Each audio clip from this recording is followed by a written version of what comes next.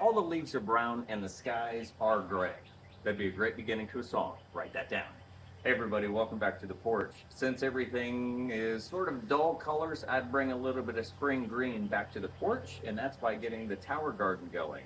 And not only that, with the ongoing drought, this is a great way to conserve water. All you'll have to do is top it off because of absorption from the plants and maybe a little bit of evaporation. Other than that, it's self-contained and it makes the gardening quite easy. What are we going to grow?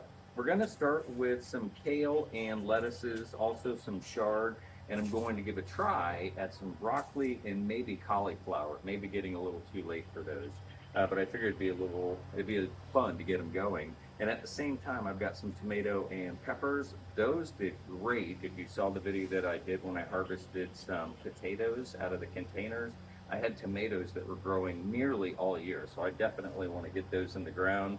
And for Legata, who's around here somewhere, we're also going to do a little bit of catnip because she loves herself some catnip. Oh, and basil, by the way. So I've got 16 trays where I'm going to do microgreens, a mix of the lettuces and the basil. And then I've got 24 trays where I'm going to focus those on things that we're going to eat and things that I can share.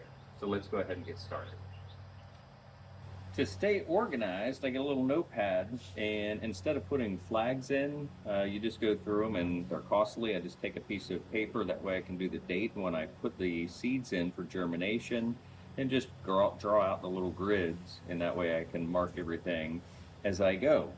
And when it comes time to putting it in the tower garden for ease of cultivation, you'll know which is which. And I tell you what, let's go ahead and start with the spinach. And it's because the seeds are a little bit bigger. It'd be easier for you to see, as some of these seeds, especially the lettuces, get pretty small.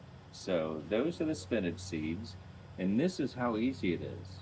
We're going to put 2 of these per little rockwool piece here, little cup, and we're just going to give them a light push down into the rockwool, and that's it. And I let the rock wool soak for a couple of hours and then drained off the water.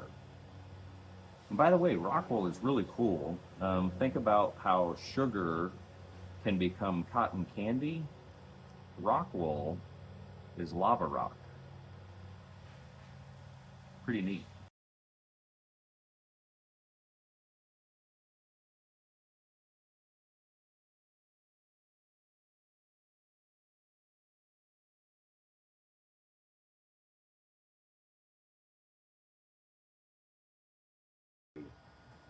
Okay, now we wait. Some germination about 3 to 5 days, others may take as much as 7 to 9 days.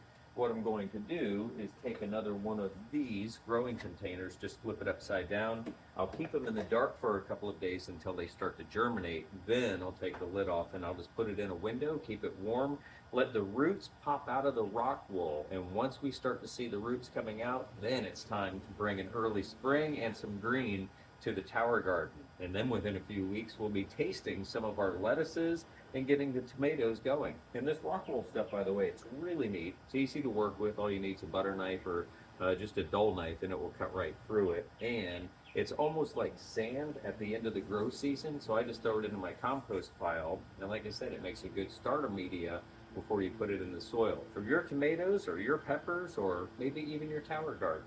I hope you stay with us on the journey. It's going to be tasty.